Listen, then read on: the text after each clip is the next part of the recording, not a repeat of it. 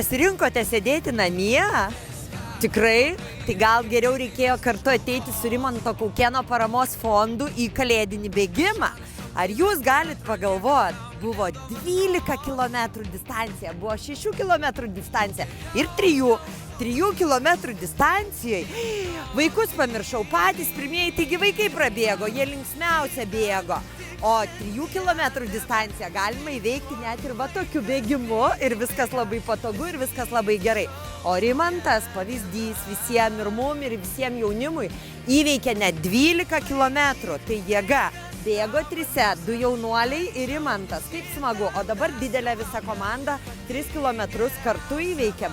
Pabėgdami, prabėgdami pro šoną pažiūrėjome eglutę. Kodėlgi ne? Taip reikia leisti savaitgalius.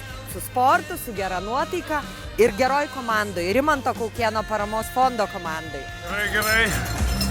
Sušalo viskas. Sandikaulis.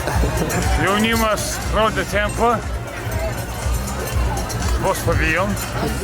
Bet šiaip viskas labai gerai.